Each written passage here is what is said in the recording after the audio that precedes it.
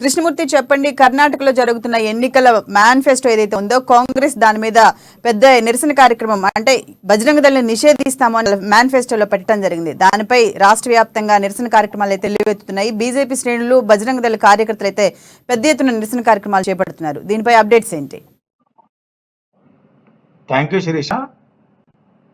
కర్ణాటక ఎన్నికల ప్రచార నేపథ్యంలో కాంగ్రెస్ పార్టీ వీటి మేనిఫెస్టోలో పిఎఫ్ఐ తో పాటు బజరంగ దళను నిషేధించే విషయాన్ని పరిశీలిస్తామని చెప్పి స్పష్టంగా పేర్కొనే ఎన్నికల మేనిఫెస్టోలో. దీనిపైన 3 రోజుల క్రితం ఈ ఎన్నికల మేనిఫెస్టోలు విడుదల చేసినటువంటి హిందూ సంఘాలు, విశ్వ హిందూ పరిషత్, ఆర్ఎస్ఎస్, అనుబంధ విభాగాలతో పాటు బజరంగ దళ్ వీరందరూ కూడా కాంగ్రెస్ పార్టీ వైఖరిని, కాంగ్రెస్ పార్టీ ఓటు బ్యాంకు రాజకీయాలను తీవ్రంగా నిరసిస్తా ఉన్నారు. దీని మీద దేశవ్యాప్తంగా ఆందోళనకు బీజేపీ శ్రీకారం చుట్టింది. అంటే బీజేపీతో పాటు కాంగ్రెస్ పార్టీ కూడా అదే స్థాయిలో ఏమాత్రం తగ్గకుండా, ఒకవైపు ఛత్తీస్గఢ్ సీఎం కూడా మొన్న ప్రకటించారు, మేము కూడా బజరంగ దళ్ నిషేధిస్తామని చెప్పేసి. మరోవైపు కర్ణాటక మాజీ సీఎం సిద్ధరామయ్య ఒక అడుగు ముందుకేసి మత మార్పిడి బిల్లుతో పాటు గోహత్య బిల్లును కూడా ఎత్తేస్తాం, అధికారంలోకి వస్తామని చెప్పి ప్రకటించారు. అంటే ఈ రకంగా ఈ మొత్తం వ్యవహారం మీద దేశవ్యాప్తంగా కాంగ్రెస్ పార్టీ పరిస్థితి మీద, నిర్ణయం మీద కొంత నిరసన వ్యక్తం అవుతుంది. అందులో భాగంగానే ఈరోజు బీజేపీ రాష్ట్ర వ్యాప్తంగా అన్ని జిల్లాల్లో కాంగ్రెస్ పార్టీ కార్యాలయాలు, కాంగ్రెస్ పార్టీ నేత ఇళ్ల ముందు హనుమాన్ చాలీస్ పఠన చేస్తూ నిరసన వ్యక్తం చేసేందుకు కొంత ప్రయత్నించారు. కొన్ని చోట్ల సఫలమయ్యారు, కొన్ని చోట్ల విఫలమయ్యారు. ఇది ముందుగానే విషయం తెలుసుకుంటే పోలీసులు ఆయా నేతల ఇళ్ల వద్ద కానీ, పార్టీ కార్యాలయాలు, గాంధీవయం హైదరాబాద్ లోని గాంధీ భవన్ తో పాటు మిగతా జిల్లాలో ఉన్నటువంటి డిసిసి కార్యాలయాలు, జిల్లా కాంగ్రెస్ కమిటీ కార్యాలయాల పరిసరాల్లో ఎవరు రాకుండా ఇలాంటి అవాంఛనీయ సంఘటన పోలీసు భారీ బందోబస్తు ఏర్పాటు చేశారు. అయినప్పటికీ బజరంగ దళ్, విశ్వ హిందూ పరిషత్ తదితర సంఘాలకు చెందిన కార్యకర్తలు భారీ ఎత్తున అక్కడ చేరుకొని హనుమాన్ చాలీస్ పఠనం చేశారు. కొన్ని చోట్ల పోలీసులకు, ఈ సందర్భంగా కొన్ని చోట్ల పోలీసులకు, విశ్వ హిందూ పరిషత్, హిందూ సంఘాల నాయకులకు, పార్టీ కార్యకర్తలకు, హిందూ సంఘాల నాయకులు మధ్య కొంత ఘర్షణ వాతావరణంగా చూస్తుంటే రాష్ట్ర వ్యాప్తంగా రోజు అన్ని జిల్లాల్లో బీజేపీ ఇచ్చిన మేరకు హిందూ సంఘ బీజేపీలు హనుమాన్ చాలీసా వ్యక్తం చేశారు కాంగ్రెస్ పార్టీ నిర్ణయాన్ని. అంటే జాతీయవాద లక్ష్యంతో వెళ్తున్నటువంటి సంస్థలను నిషేధించడం అనేది కాంగ్రెస్ పార్టీ నిస్వరూపం మరోసారి బయటపడింది అని బీజేపీ ఆరోపిస్తా ఉన్నది.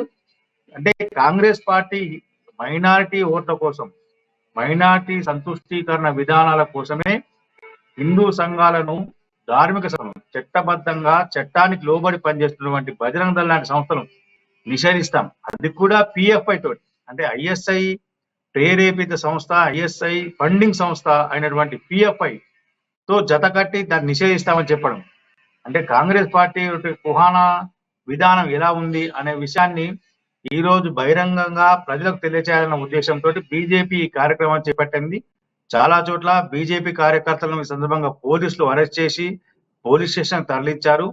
ముందస్తుగా కొంతమందిని ఎక్కడైతే కార్యక్రమాలు చేపట్టిన కాంగ్రెస్ పార్టీ నాయకులు కానీ, కాంగ్రెస్ పార్టీ కార్యాలయాలు కానీ అక్కడ నిరసన చేయాలనుకున్నప్పుడు కొంతమందిని ముందుగానే హౌస్ అరెస్ట్ చేసి వాళ్ళని రాకుండా అడ్డుకున్న, కొంతమంది మార్గ మధ్యంలోనే అడ్డుకొని ఆ సమీపంలోని పోలీస్ స్టేషన్ తరలించారు. దీంతో అన్ని చోట్ల కూడా రాష్ట్ర వ్యాప్తంగా ఈ రోజు పిఎఫ్ఐ తో పాటు బజరంగ దళను నిషేధిస్తామన్న కాంగ్రెస్ పార్టీ నిర్ణయాన్ని తీవ్ర స్థాయిలో నిరసిస్తూ బీజేపీ చేపట్టిన కార్యక్రమం కొంతవరకు సక్సెస్ అయిందని చెప్పొచ్చు.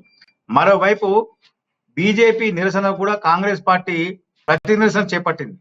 కొన్ని చోట్ల కాంగ్రెస్ పార్టీ అంటే ఇక్కడ గాంధీ భవన్ వద్ద చూస్తే రాష్ట్ర మహిళా కాంగ్రెస్ నాయకురాలు సునీతారావు నేతృత్వంలో కొంత ధర్నా కూడా దిగారు వాళ్ళు రోడ్డు మీద. దీంతో భారీగా ట్రాఫిక్ ఏర్పడింది, ట్రాఫిక్ అంతరాయం ఏర్పడింది.